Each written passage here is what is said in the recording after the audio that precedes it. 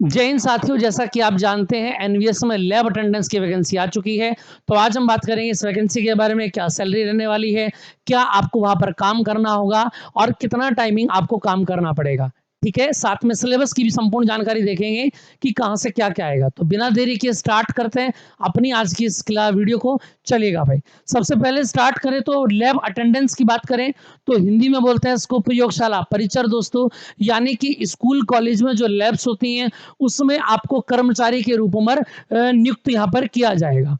ठीक है, चलेगा। इस तरीके की लैब होती है जिसमें इस तरीके के सारे मटेरियल आपको देखने को मिलेंगे भाई।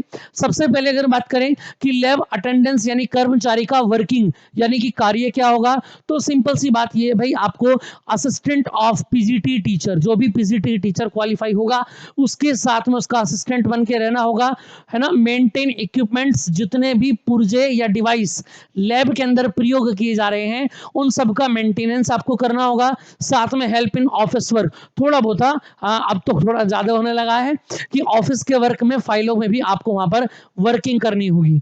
इसके साथ अगर बात करें तो देखिएगा जॉब टाइमिंग क्या होगी और सैलरी यहाँ पर क्या बनने वाली है आप लोगों की।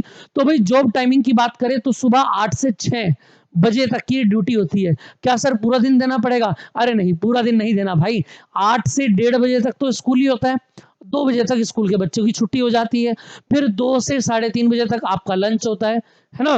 2 घंटे आपको लंच के मिलेंगे। उसके बाद शाम को यानी 4 से 6 आपको क्या करना होता है, लैब में सभी डिवाइसेस की लिस्ट वगैरह, ऑफिस वर्क जितना भी होता है वो 4 से 6 के बीच में करना होता है। ठीक है, सर्दियों में ये टाइमिंग 1 घंटा आगा पीछे हो जाता है।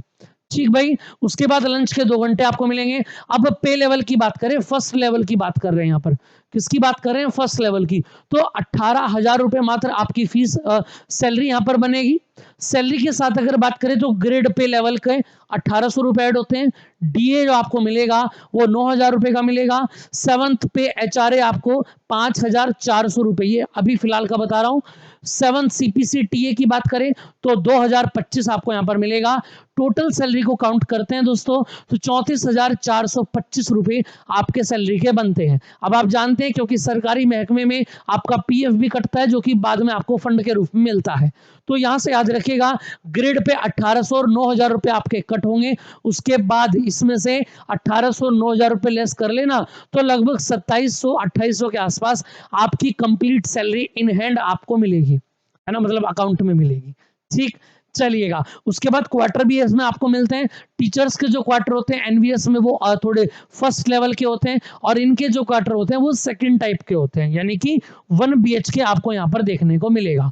चलिए भाई, आगे बात अगर मैं करूं देखिएगा तो पेपर कैसा होगा, एग्जाम का पैटर्न क्या बनेगा। तो भाई याद रखना एग्जाम का पैटर्न होगा 120 क्वेश्चन होंगे, 1 मार्क्स का 1 क्वेश्चन होगा, 150 मिनट्स आपको यहां पर इसको सोल्व करने के दिए जाएंगे। साथ में अगर बात करें नेगेटिव मार्किंग बिल्कुल होगी भाई, तो 4 पर 1 यानी 0.25 की नेगेटिव मार्किंग यहां पर होगी। पार्ट 1 की अगर बात करें तो 60 क्वेश्चन पार्ट 1 में आते हैं और भाई 60 क्वेश्चन ही पार्ट 2 में हमको मिलेंगे। पार्ट 1 की अगर बात करें तो general awareness 15 marks, reasoning 15, Hindi 15, English 15, तो टोटल मिला के 60 हो जाते हैं। और दूसरे 60 कैसे बनेंगे, जिसमें फिजिक्स केमिस्ट्री बायोलॉजी यानी कि सब्जेक्टिव इंफॉर्मेशन आपकी रहने वाली है।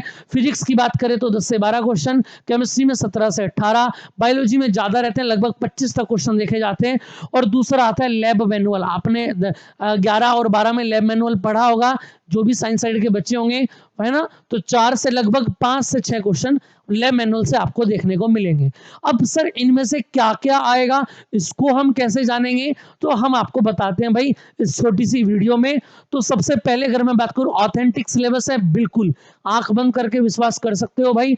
तो कंप्लीट सिलेबस पार्ट 1 और 2 का। सबसे पहले रीजनिंग की बात करते हैं तो ये सारे चैप्टर्स आपको रीजनिंग के मिलेंगे। अर्थमेटिक नंबर मिलेगा, symbol series, spectacled orientation, observation, figure verbal classification, relationship concept, arithmetical reasoning मिलेगा, नॉन वर्बल रीजनिंग, एनालॉजिस मिलेगा, डिस्क्रिमिनेशन बनेगा, विजुअल मेमोरी बनेगा, similarity difference, spectral coding decoding आप जानते ही हैं, लॉजिकल स्टेटमेंट वाले क्वेश्चन, स्टेटमेंट आर्गुमेंट, कॉसेज और मेकिंग जजमेंट्स। ठीक है। इसके बाद अगर बात करें 15-15 क्वेश्चन मिलेंगे जर्नल अवेयर्स के सारे चैप्टर बुक्स के बारे में, इंडियन हिस्ट्री के बारे में, इंपॉर्टेंट डेट्स क्या होती हैं, फेस्टिवल्स क्या होते हैं, अवार्ड्स क्या होते हैं, नेशनल मूवमेंट आंदोलन जो हुए थे, जर्नल पॉलिटी, बजट के बारे में 5 ईयर प्लान जो होता है, Indian economy, current affair, Capitals of India, science inventions के बारे में, डिस्कवरी के बारे में, टेक्नोलॉजी के बारे में, स्पोर्ट्स ऑब्जर्वेशन, कम्युनिटीज, कंट्रीज और कैपिटल्स के बारे में, और इंटरनेशनल ऑर्गेनाइजेशन के बारे में। यहां से 15 क्वेश्चन देखने को मिलेंगे। देखिए इस पर समय ज्यादा बर्बाद नहीं करना है, जनरल अवेयरनेस पर याद रखना, इसको ध्यान रखना, ज्यादा समय बर्बाद नहीं करना है। तो क्योंकि जीके जो है कितनी भी कर लें कम ही कम रह जाती है ना। तो बिल्कुल नॉर्मल सिलेबस है आपका। इंग्लिश की बात करें, verb, tense, voice, subject verb agreement, articles, comprehensive, fill in the blanks, adverb, error, sentence regarding, unseen passage, vocabulary, antonyms और सिनोनिम्स, ग्रामर, इडियम्स और फ्रेजेस, ये सारे आपके टॉपिक्स रहने वाले हैं जो कि आपके एग्जाम में पूछे जाएंगे।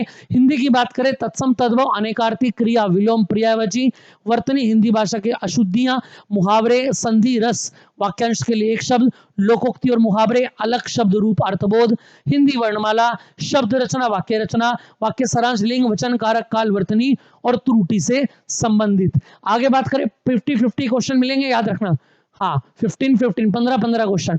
अब आते हैं सब्जेक्ट यानी पार्ट बी की अगर बात करें तो पार्ट बी में मैंने आपको बताया फिजिक्स से 12 क्वेश्चन, केमिस्ट्री से 18, बायोलॉजी से 25। सर ये तो समझ में आ गया, लेकिन ये क्वेश्चन आएंगे कहां से? तो भाई आंख मिच के बात याद रखना, छठी से लेके 10वीं तक की एनसीईआरटी आप लोगों के लिए सफिशिएंट रहेगी, 10 से ऊपर नहीं जाना है।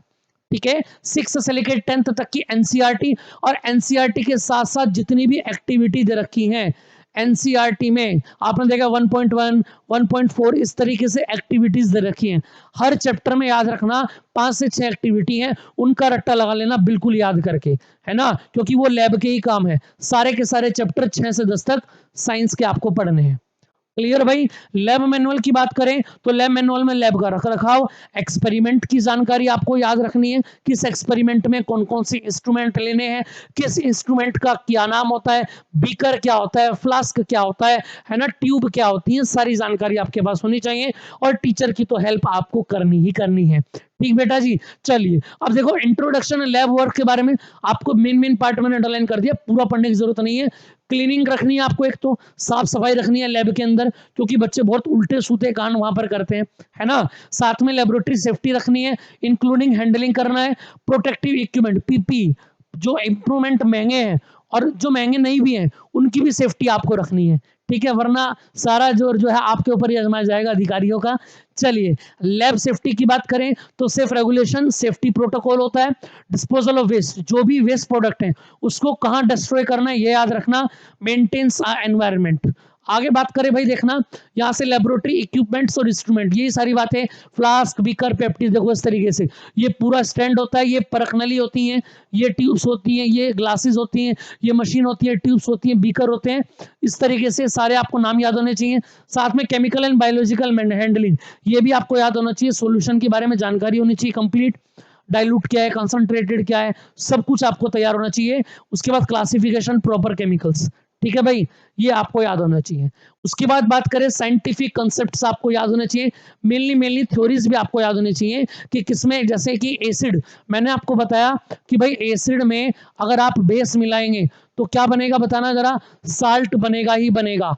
तो ये एक फंक्शन आपको याद होना चाहिए। साथ साथ इनकी क्या क्या प्रॉपर्टीज होती हैं, एसिड्स की, बेस की क्या क्या प्रॉपर्टीज होती हैं, क्योंकि जब आप लैब में जाएं तो आपको पूछना ना पड़े या याद ना करना पड़े।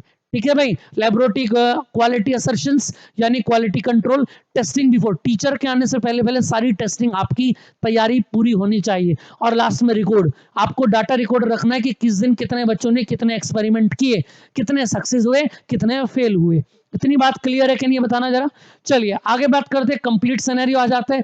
रीजनिंग 15 नंबर की, जनरल अवेयरनेस 15, हिंदी और इंग्लिश 15-15 30 मिलेंगे, और सब्जेक्ट में फिजिक्स, केमिस्ट्री, बायो और लैब मैनुअल मिलकर 60 बनाएंगे, तो टोटल 120 क्वेश्चन है।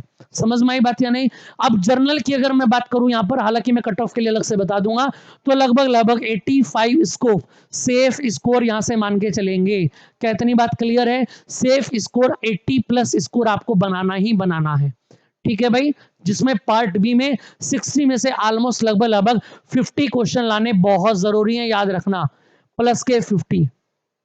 समझ में आई बात? इतनी बात क्लियर है? चलिए, तो अगर आप इतनी जानकारी आपके लिए सफिशियंट है और आप चाहते हैं हम इसकी तैयारी आप लोगों को कराएं, तो कमेंट बॉक्स में कमेंट करना बिल्कुल ना भूलें। जल्दी जल्दी सभी